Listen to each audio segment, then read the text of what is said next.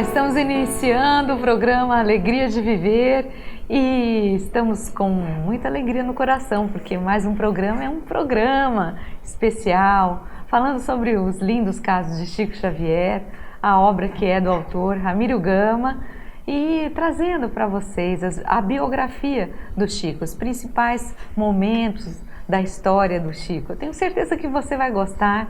Se você não conhece os programas, acesse. Nós já estamos abordando esse tema há alguns programas, então temos tudo arquivado aqui na TV Mundo Maior e assim você poderá acompanhar todo o desenrolar dos acontecimentos da vida do nosso querido Chico. Existe o livro que é esse daqui, deixa eu pegar para vocês verem, Lindos Casos de Chico Xavier aqui. Essa é uma das capas com o Chico na frente. Então você poderá também adquirir esta obra, acompanhando, fazendo as suas anotações. Tudo isso é importante, é muito bom e nos enriquece. Eu sou Solange Sauan Godoy, junto com o nosso querido André Luiz Ruiz. Como vai, André? Essa é a Solange Sauan Godoy, ladra de livro. Eu estava com o livro aqui para mostrar para vocês, mas ela já pegou o livro para ela mostrar, e isso é muito bom. Nosso abraço a todos os que estão nos assistindo para aprendermos um pouco mais com as histórias que envolvem o nosso querido Chico, porque são sempre muito inspiradoras, às vezes são pequenas, mas o conteúdo delas nos permite fazer um programa inteiro comentando coisas ligadas ao tema. Então é uma oportunidade que nós temos de nos enriquecer com histórias que falam da vida pessoal, que falam do nosso dia a dia. Às vezes as pessoas vão nas religiões, vão nas igrejas, com base naquelas noções bíblicas e ficam sonhando em passar por aquelas situações específicas, aquelas coisas. Vamos derrubar as muralhas de Jericó, tocando as trombetas. Vamos abrir o Mar Vermelho das nossas dificuldades. Vamos subir o Monte Sinai em busca dos mandamentos.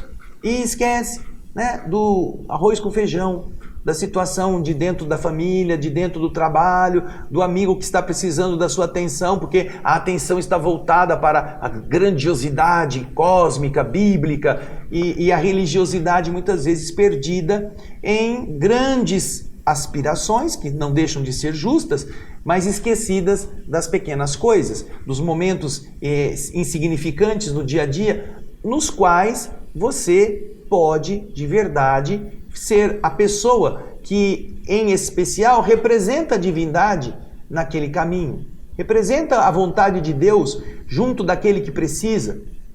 Eu queria tanto ajudar os pobres. Falamos no programa anterior, né, sobre os moirões juntos, que não faziam cerca. Nós falamos sobre quantas vezes as pessoas têm ideais. Eu quero fazer uma casa para criança abandonada com 60 crianças, com 80 crianças. Porém, a prima pede para tomar conta do filho que ela tem que trabalhar meio período, você não gosta. Não, eu quero o meu sossego, a criança aqui na minha casa, ela fica brincando, pode quebrar minhas coisas. Você não toma conta de por um período, de 5, 6 horas. Mas você quer ser dona de uma instituição com 60, 70, 80 crianças? Quer ser responsável por isso? Ou você quer ter funcionários para obedecer você e você só fica dando ordens para dizer eu fiz? Não, então aí você não está com o ideal de servir ao próximo, você está querendo se promover. Então essas coisas acontecem no dia a dia. Nós temos vontades de sermos agentes do bem em grande escala e desprezamos as pequenas coisas, desprezamos as medidas mais insignificantes, desprezamos aquilo que de verdade representa a nossa parte para realizarmos aquilo que a gente acredita que é o correto. Nós tivemos uma experiência recente a respeito desse processo. Estávamos num ambiente, chegamos lá num restaurante e havia uma mesa junta, comprida, nós precisávamos de 6 lugares. E o garçom nos levou para essa mesa. Nós sentamos, o garçom, não havia nenhuma plaquinha de reservado, não havia nada. Nos levou para essa mesa. Nós nos sentamos ali esperando chegar as outras pessoas. Depois de uns 10, 15 minutos, nós pedimos a água, trouxeram água para a gente. Veio uma pessoa que estava tomando conta do restaurante e nos disse, olha, essa mesa está reservada. Não sei o quê. Eu falei, olha, nós não sentamos aqui porque quisemos. O próprio garçom nos trouxe. Nós já estamos esperando as outras pessoas. Já estamos aqui há algum tempo. Então, se você puder, arruma outra mesa para pessoas que tinham aparentemente reservado, né? Daí a moça fala, tá bom, faz tempo que vocês então? Já faz tempo, tá bom. Aí ela saiu, foi atrás de outras mesas, talvez não tivesse conseguido. E então, quando estávamos esperando chegar os nossos convidados, né? Os nossos irmãos da família, uma pessoa que tinha estado ali esperando aquela mesa nos procurou, disse, olha, nós estávamos aqui esperando essa mesa, assim, assim, assado.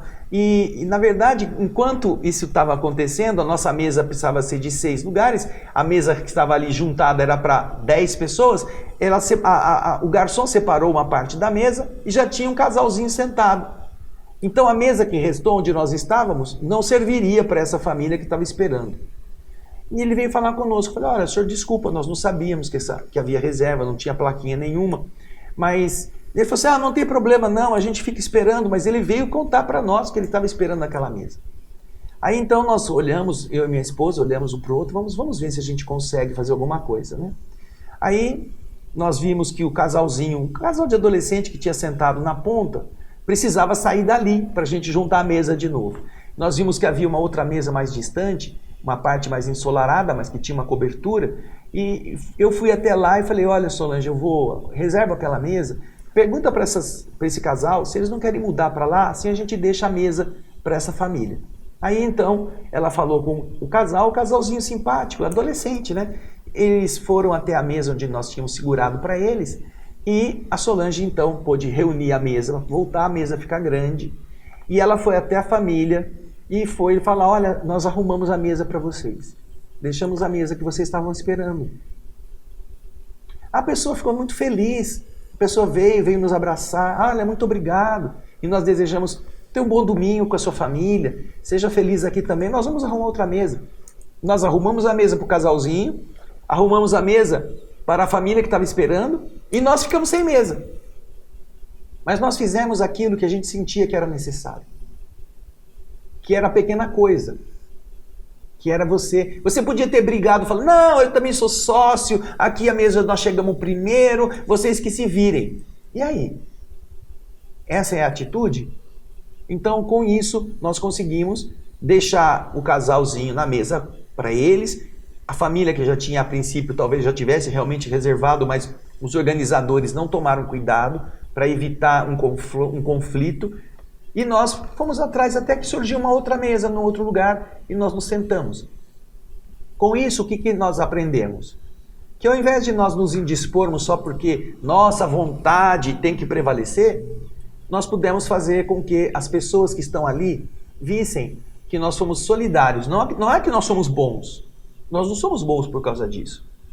Mas se nós acreditamos que precisamos fazer as coisas de uma forma a termos uma boa convivência, e aquilo não é nenhum crime, não é nenhuma privação vital de uma necessidade, por que não fazer? Por que não dar um jeito? Nós poderíamos dizer, olha, senta aqui nessa mesa que nós já estamos e deixa esse casal aí, eles vão cuidar da mesa deles, eles se apertam. Mas isso não cabia para eles, para a quantidade de pessoas que eles estavam ali, não cabia. Ele ia falar, não, pode ficar aí então, não tem problema. Mas se ele veio nos dizer, olha, essa mesa já estava reservada para nós, por que a gente não pode cooperar fazendo alguma coisa para que haja paz num almoço de família? Como nós poderíamos depois dizer, tem que amar o próximo como a si mesmo? E nós tivéssemos essa situação na nossa lembrança. Puxa vida, nós deixamos a família que se virasse sozinha. Então, essas são coisas pequenas, que todos os dias acontecem, como por exemplo, você ceder o lugar para uma pessoa que está precisando passar na sua frente, e aí eu tenho certeza que a Solange também tem experiência a esse respeito, Solange? Experiência a gente sempre tem, né? Não me vem nada assim à mente agora, porque eu estava pensando nessa história que nós vivenciamos agora, no fim de semana, e eu estava... É uma coisa de você fazer para o outro aquilo que você gostaria que fizessem para você. Porque os dois lados não tinham culpa do que aconteceu. Foi uma eventualidade, algo que não deu muito certo e que nós sentamos à mesa, numa mesa que já estava reservada. Mas que, de uma certa maneira, se nós pararmos para pensar, o que nós gostaríamos que fosse feito para nós? E nós vimos que o homem realmente estava aguardando a mesa. Achamos justo isso. Por isso, tentamos remediar. E eu acho que isso é bacana, nós tentarmos remediar as coisas. Quando nós vimos que a coisa não vai muito bem, o que nós podemos fazer para que a situação se acomode, para que você seja justo e que você faça para o outro aquilo que você gostaria que essa pessoa fizesse para você. Então foi uma situação interessante e que, como o André disse, vale de uma experiência para que nós pensemos sobre isso. Nós estávamos em uma viagem na Itália, em que estávamos trabalhando doutrinariamente, e em um determinado domingo nós fomos visitar um museu. Porque na Itália tem um negócio que é assim, um domingo por mês o museu é de graça. Você pode entrar no museu. Então você imagina quanta gente vai entrar no museu, né? Filas enormes para pegar o ingresso e depois filas enormes para entrar no museu. Nós chegamos então na cidade de Florença, num dos grandes museus que tem lá, um palácio chamado Palácio Pitti, e havia uma fila enorme para pegar o ticket.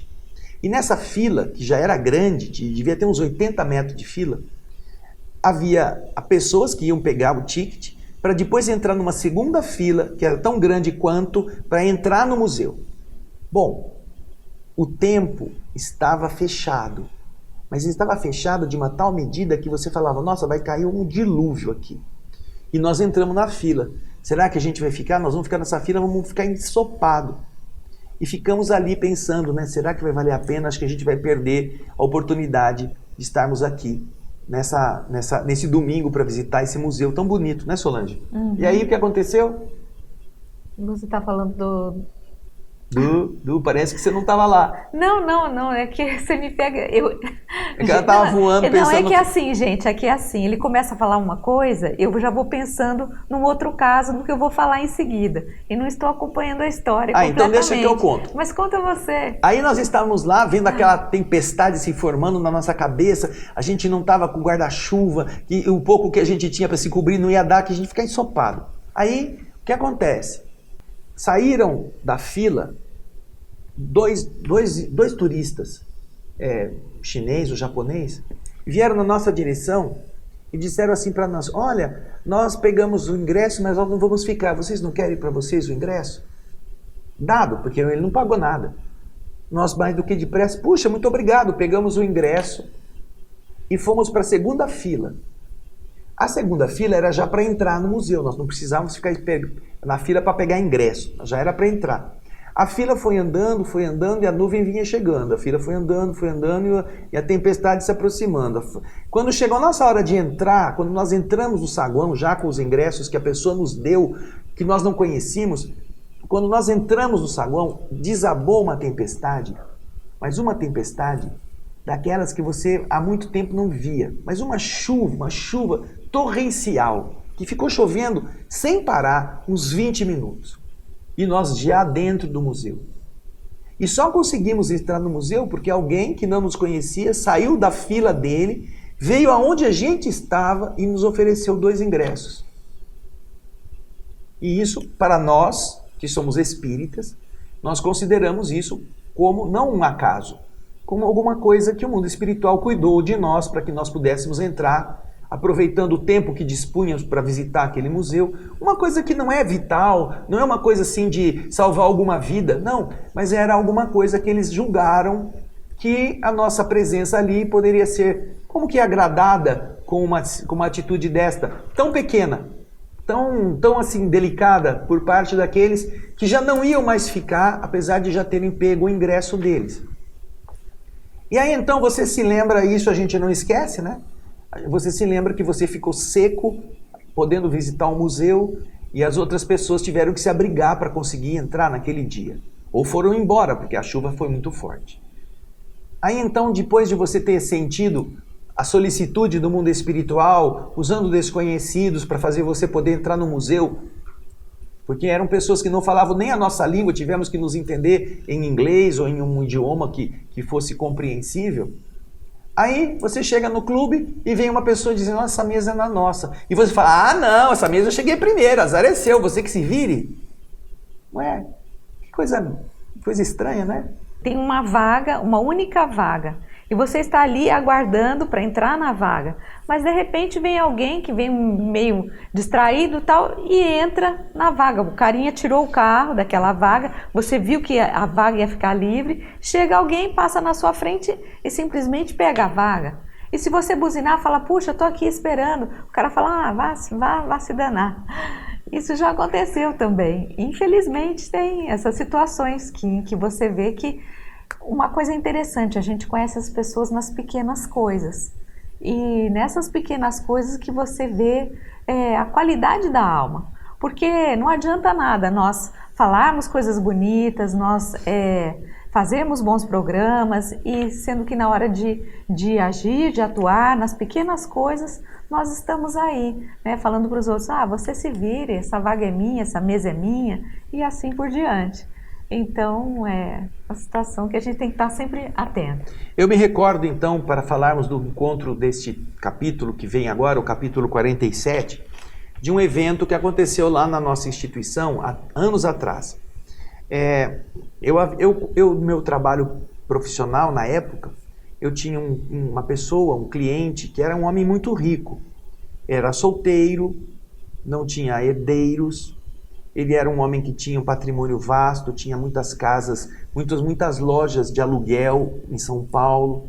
Ele era dono de uma fazenda aqui na região de Campinas. Ele não tinha aonde gastar o dinheiro dele e ele era uma pessoa bem abastada. Ele era católico, mas ele sabia que nós tínhamos uma instituição espírita e de vez em quando ele cooperava com o nosso trabalho. Nós na época fazíamos um carnezinho de cooperação, quem quisesse, a gente emitia um boletinho pequeno, esses boletos de formatura, sabe, que a pessoa paga todo mês para fazer a formatura no fim do ano. Nós tínhamos um banco que a pessoa pagava, fazia o depósito e esse depósito ia entrando na nossa conta, na conta da instituição. E ele era um dos que cooperava com isso, depósito de hoje o que seria talvez R$20, R$30, R$50 mensalmente. Mas ele era uma pessoa bem abastada. Viajava de navio, dava a volta ao mundo, coisas assim. E uma das famílias assistidas da nossa instituição, ela tinha um filho, a mãe era solteira, tinha um filho deficiente, ele tinha um problema neurológico, que a única coisa que fazia esse rapaz, esse garoto, ficar calmo é assistir televisão. Ele ficava o dia inteiro assistindo televisão. Quando a televisão parava de funcionar, ele ficava agitado, ele ficava nervoso, ninguém conseguia fazer ele ficar tranquilo, ele ficava muito agitado. Então essa senhora nos procurou em determinado mês e nos contou que a televisão dela tinha queimado, porque ela ficava ligada 24 horas quase. Só para ele dormir que ela desligava. Então, para tomar café da manhã, a televisão ligada, para almoçar com a televisão ligada, jantar com a televisão ligada, aí chegava na hora de dormir, que ele já dormia, aí apagava a televisão. Então, isso foi consumindo a TV, consumindo, e a televisão pifou. Pifou a não ter como consertar. E ela veio dizer para nós que ela precisava de uma televisão usada que fosse, não importava, porque o filho dela não estava dando sossego para eles poderem ter uma mínima qualidade de vida dentro de um barraco. Não era casa, não, era um barraco. Então, sabendo dessa necessidade nos idos, isso já faz algumas décadas que aconteceu, essa pessoa, esse homem rico, foi no escritório onde eu trabalhava e eu comentei com ele, senhor, por acaso, o senhor não conhece alguém que possa ter uma televisão usada? Porque tem essa família assim assado, com esse menino deficiente, com esse menino doente, que ele precisa ter calma, para ele ter calma ele precisa assistir televisão e a televisão pifou e não tem como consertar. Eu pedi a ele, não que nos desse a televisão, eu pedi a ele que se encontrasse alguém que tivesse uma televisão, se ele conhecesse, se ele não podia nos ajudar a conseguir uma TV dessa forma. Aí ele falou assim, eu vou ver. O dinheiro que ele tinha, ele podia comprar umas 30 televisões sem sentir falta. Mas tá bom, eu vou ver. Aí passou um dia, ele me ligou. André, vocês já arrumaram a televisão? Eu falei, não, estamos procurando uma TV. Assim, anota o endereço aí, que eu vou te passar, para você ir lá buscar a televisão. Eu falei, puxa vida, o senhor conseguiu? Vai lá que a televisão está esperando. Fala que fui eu que falei para você ir lá. Tá bom, então, anotei o endereço. E no dia, assim que eu saí do escritório, eu peguei o carro e fui no endereço. Quando eu cheguei no endereço, eu notei que era uma igreja católica. Era um santuário pequeno, mas era da religião católica. E o padre, que era o responsável, morava nessa paróquia. Ele morava ali, tinha um quarto onde ele morava, tinha as coisinhas dele, etc, etc. E então eu cheguei, uma pessoa da igreja me recebeu, era uma paróquia pequenininha. Falei assim, olha, eu sou amigo do senhor fulano de tal, ele me deu esse endereço. Aí a pessoa falou, é por causa da televisão? Falei, isso mesmo. Aí então eu falei, entra aqui, né? Aí ele foi entrando, passou pela sacristia, pelo lugar lá, me levou lá atrás, onde era a casa que o padre morava, o padre daquela paróquia. Ele morava ali. Aí entramos na casinha dele, uma casa simples, e no quarto dele havia uma cômoda, a cama, uma cômoda, em cima da cômoda uma televisão. Uma televisão dele, uma televisão grande, aquelas televisões antigas, usadas. Daí ele falou assim, olha, pode pegar essa televisão aqui, o padre está dando para vocês. O padre está dando, a televisão é dele? O padre está dando, pode levar. Nossa, aquilo nos tocou, né? Porque o padre estava abrindo mão de uma televisão que ele usava toda noite, ou todo dia, para ele assistir alguma coisa, e ele foi ser solidário com alguém de uma outra religião, de uma outra instituição. Então nós pegamos a televisão, pusemos no carro, agradecemos todo o desvelo do sacerdote que nos havia cedido a própria televisão para que uma criança pudesse ter sossego em casa e pudesse assistir alguma coisa e distrair-se. E depois, né, agradeci a pessoa que encaminhou esse processo e que foi bater na porta do padre. Porque ao invés dele comprar uma televisão com o dinheiro abundante que ele tinha, ele foi pedir para o padre se o padre não tinha alguma televisão. E o padre, de forma generosa, deu a televisão dele. Podia dizer, não, eu não tenho televisão, essa aqui é a minha, eu uso. Mas o padre pensou, puxa, uma criança que está precisando, uma família pobre, pega essa televisão, leva embora. Que eu vou precisar de televisão para quê, né? Diz mentalmente, acho que o padre. É mais importante que essa televisão faça o benefício para uma criança doente do que ficar desligada aqui, eu assistir meia hora de noticiário ou algum programa à noite antes de dormir. E duas coisas então a gente pensa, né? Uma, o desprendimento do sacerdote. Que normalmente as pessoas conheciam esse sacerdote e às vezes falavam mal, porque diziam que ele era desses caras que gostava de vida boa, de viver em roda de gente da sociedade, que era o cônego daquela localidade ali.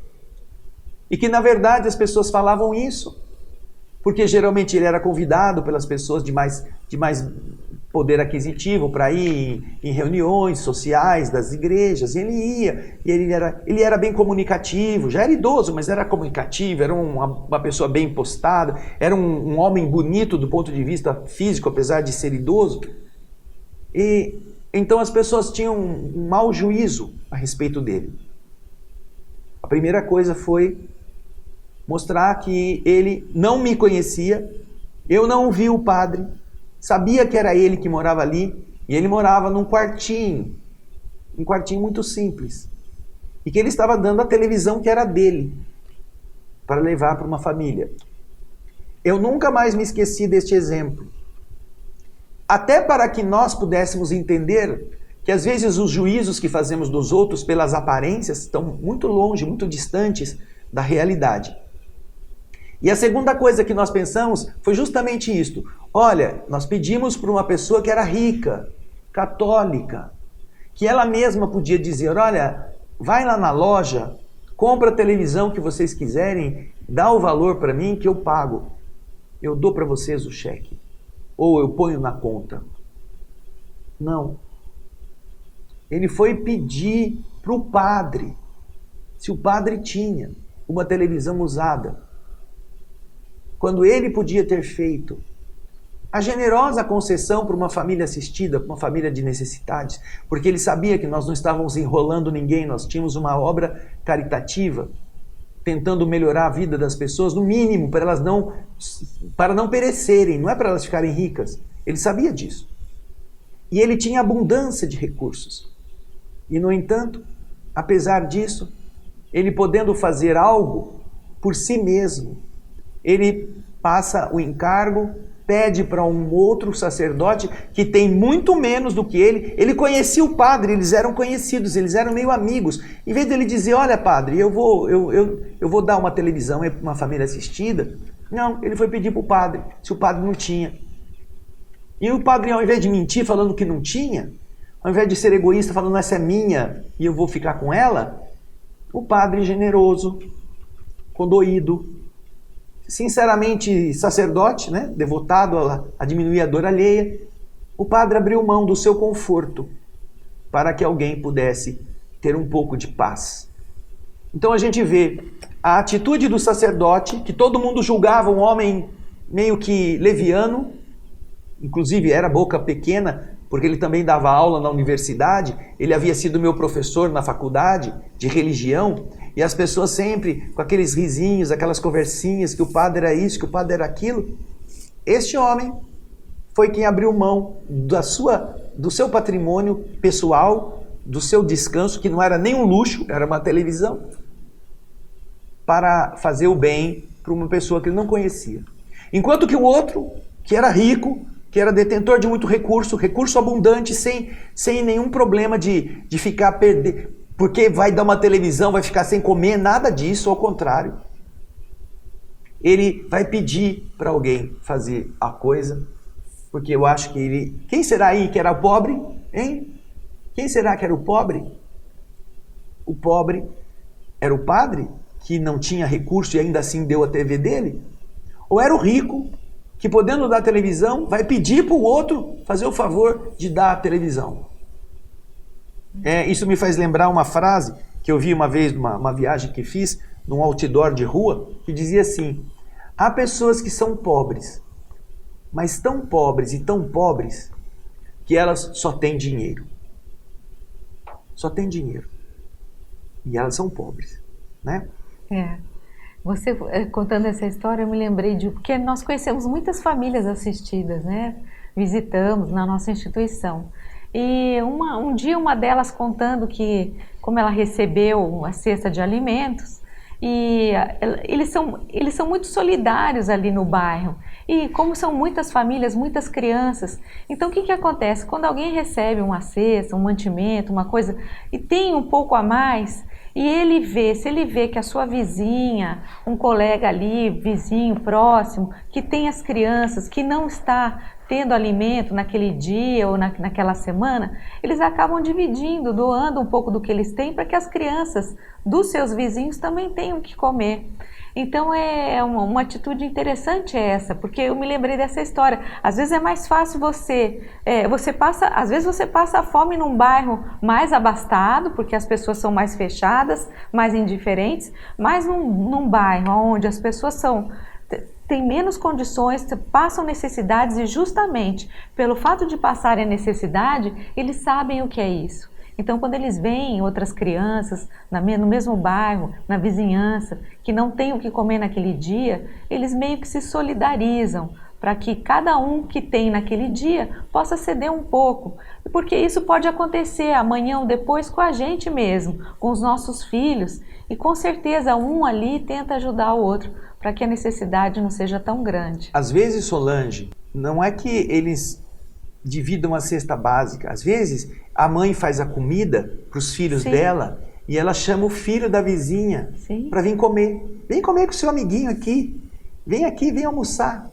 E a criança vai e come. Então você imagina a mãe, a vizinha, que não tem o que comer para dar para o filho, como ela não fica feliz e agradecida Sim. por ver o filho dela se alimentar na casa pobre da vizinha, que lhe está dando o que comer. E aí, em alguns casos, a pessoa daquele barraco que conseguiu a cesta básica, dá um pouco para a mãe também comer. Para a pessoa que está lá, que ainda não conseguiu um alimento um pouco mais abundante, divide com ela até a cesta.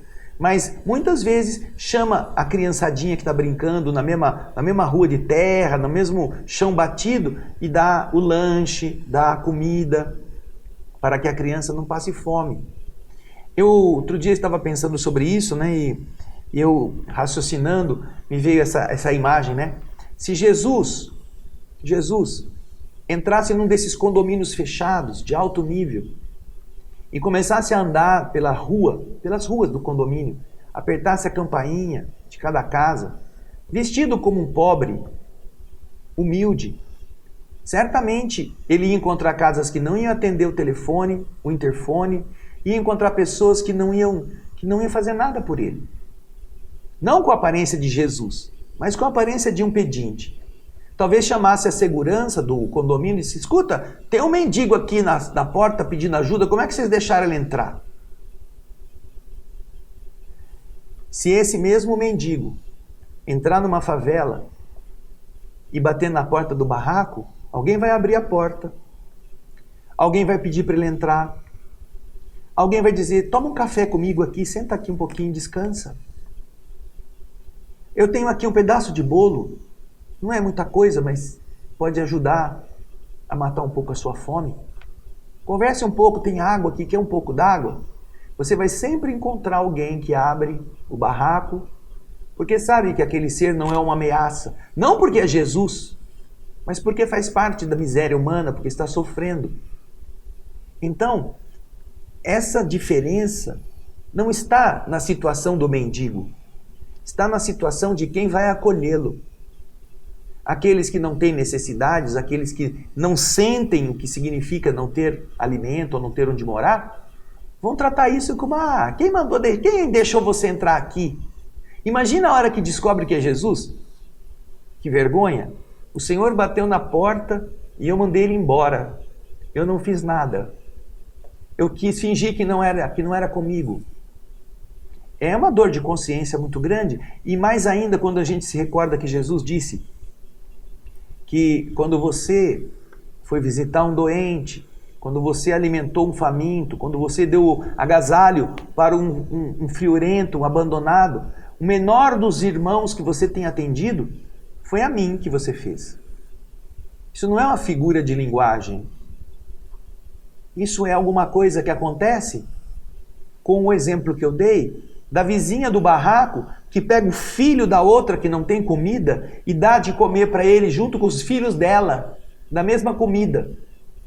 Quando você fez para aquela criança que você abasteceu com o seu pão, a mãe que está no barraco sem o que comer, ela se sente abastecida. A mãe disse: obrigado, Senhor, porque meu filho comeu. Foi como se eu tivesse comido. Esse é o sentido do Cristo quando disse: o que você fizer de bom para o menor dos meus irmãos foi a mim que você fez. Porque o amor do Senhor é tão gigantesco, muito mais gigante do que o de uma mãe para um filho, que ele se sentirá abastecido pelo bem que você fizer àquele miserável, como se fosse para ele. E essas são noções que às vezes a gente se esquece. Então, nosso programa de hoje, o capítulo 47, vai falar sobre uma história interessante a esse respeito. Um relógio ao doente. Um relógio ao doente. Vamos ver o que é isso.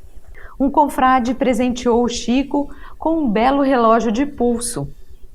O Chico aceitou o relógio porque o confrade insistiu muito. Andou vários dias com ele, admirando a sua pontualidade. Mas um dia, a caminho do serviço, lembrou-se de saber rapidamente como ia Dona Glória, a quem na véspera dera um passe e para quem Bezerra receitara uns remédios homeopáticos. Bem, vamos começar a decifrar a coisa aqui. Confrade é o nome que ele dava antigamente às pessoas que eram irmãos, né, que eram companheiros, né, com a afinidade da mesma religiosidade, da mesma afinidade espiritual e física. Eles chamam de confrade ou confreira, irmã ou irmão. É um irmão. Então é um nome meio feio, que naquela época achavam que era meio literário, e ao invés de um irmão, né, um irmão de fé, um companheiro de jornada, que é isso que era uma pessoa amiga, tá? Então vamos lá. Uma pessoa amiga estava interessada em ajudar o Chico, queria dar um presente para o Chico, e deu um belo relógio de pulso. E Chico, por tanto que o cara insistiu, o Chico não era de receber presente, não gostava de aceitar isso.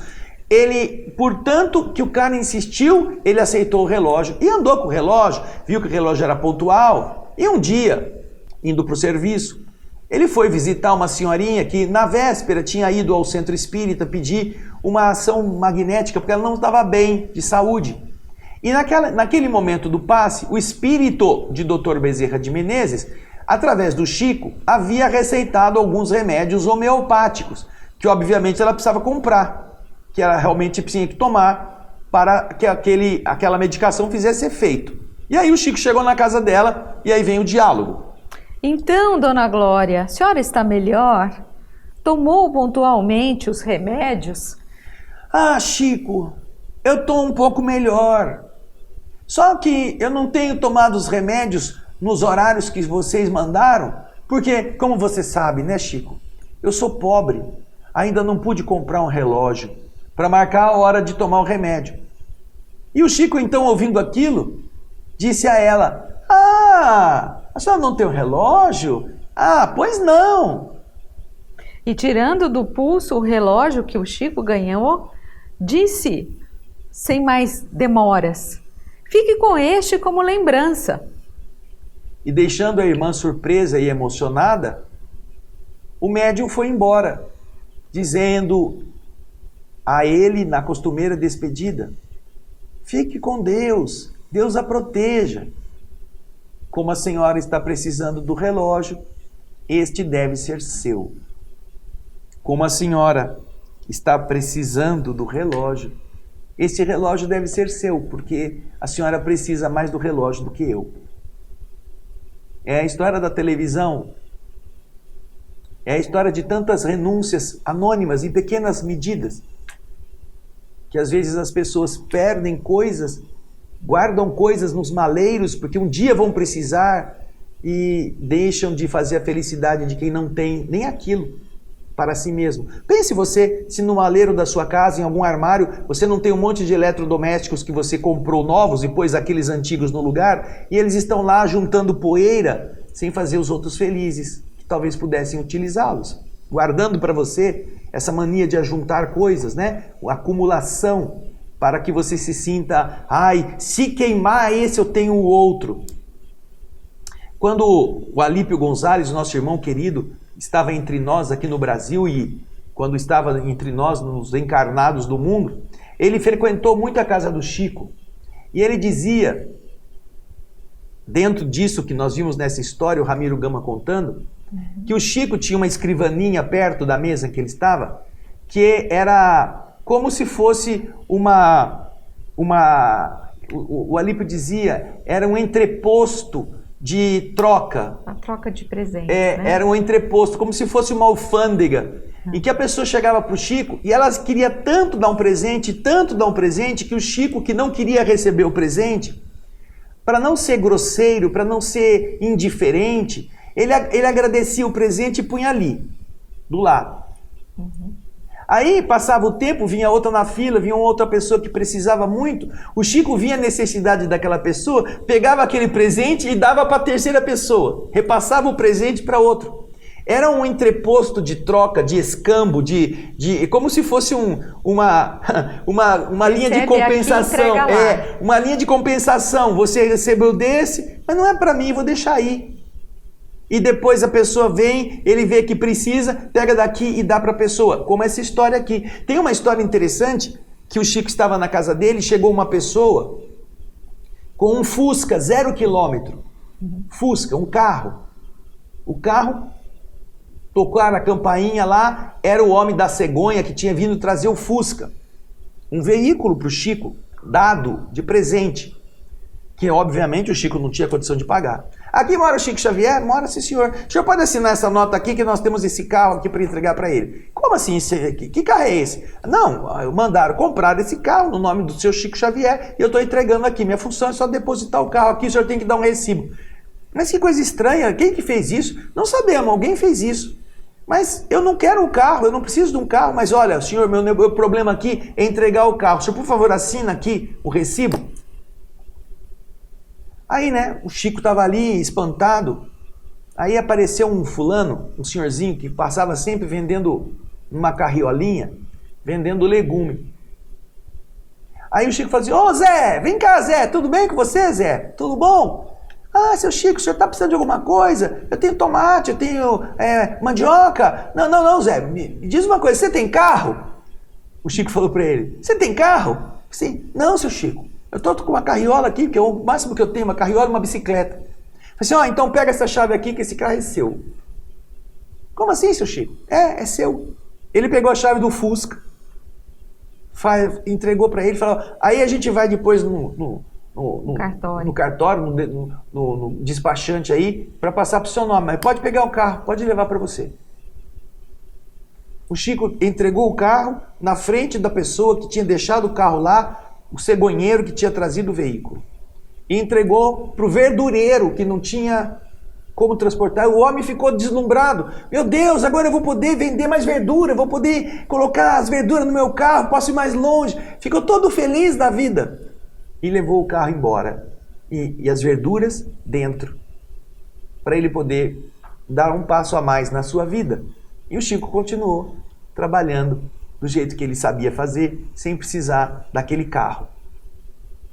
Nossa, não? São coisas que, quando você entende o que é necessário, quando você entende que para viver a vida você pode ser feliz com coisas simples, que você não precisa de muitas coisas, você perceberá que, puxa vida, por que eu já não fui assim há mais tempo, né? Por que eu já não me ocupei de fazer coisas mais simples, de fazer as pessoas felizes, ao invés de ficar juntando coisas. Eu conheço pessoas que, para elas se sentirem bem, sabe o que elas fazem? Elas doam roupas dos armários, porque estão enchendo os armários com roupas novas. Algumas delas com etiqueta que não foi usada ainda. Porque ela comprou mais roupa, porque é uma pessoa que para se sentir feliz tem que comprar coisas, ela comprou mais roupa e ela não tem onde enfiar no guarda-roupa. Então ela precisa se desfazer daquelas roupas, muitas delas sem ter sido usadas, para poder ter espaço para guardar as roupas novas que ela acabou de comprar, sem precisar. E essa pessoa que eu conheço não é feliz. Imagina isso. Ela eventualmente faz alguém feliz quando ela dá roupa nova, mas ela mesma... Isso é uma das demonstrações da infelicidade dela em relação a tudo que ela já tem, que ela não dá valor, que ela acha que a felicidade é ir na loja, comprar uma coisa bonita e pendurar no cabide. Então, puxa vida, né? O Chico vê uma pessoa necessitando de um relógio porque não tem horário para tomar remédio, ele tira o relógio do pulso e entrega para a pessoa. É o padre que, sabendo que alguém precisa de uma televisão, manda buscar a televisão na casa dele e dá para o pobre. São belezas assim que fazem a gente continuar acreditando no bem que muitas pessoas possuem, não é mesmo? E você que está em casa, certamente representa esse convite da bondade para fazer algo. Não precisa dar o seu carro, não precisa dar a sua televisão, mas talvez aquele liquidificador mais antigo que você deixou guardado, você possa dar para alguém que precisa fazer um suco, precisa fazer uma vitamina para o filho que está doente, ou para a criança que está precisando se abastecer. E você vai ficar feliz de ter fornecido algo que funcione, mesmo que seja usado, mas que funcione para alguém poder utilizar, né? De uma certa forma, essas histórias que são verdadeiras, elas nos alertam para o sentido verdadeiro da vida, porque nós estamos aqui de passagem e a nossa passagem vai ser menos penosa quanto mais nós nos desapegarmos dessas coisas materiais. Então essa vida já é um treino para isso. Você pode ir treinando esse desapego, esse deixar de lado, não preciso disso, não preciso daquilo, ficar com aquilo que é mais essencial. Conforme os anos vão passando, nós vamos tendo também essa visão mais seletiva das coisas e deixando de lado coisas que muitas vezes estão aí só entulhando o nosso caminho, só entulhando o nosso ser, o nosso ambiente. E nós vemos que quanto mais nos desapegarmos, no momento da nossa viagem, da nossa grande viagem, nós vamos fazer essa viagem com muito mais tranquilidade. Como um balão que larga o lastro, que larga aqueles pesos e sobe com facilidade e vai aos céus. E é assim que vai ocorrer a passagem se nós já nos prepararmos para isso, para esse desprendimento. Então, É isso, André? Isso Mais mesmo. alguma coisa? Não. Nós desejamos que você possa desfrutar de todas essas histórias. Esperamos você no nosso próximo programa Alegria de Viver, não é? Então, Nos vemos. grande abraço e até lá. Até lá. Um abraço.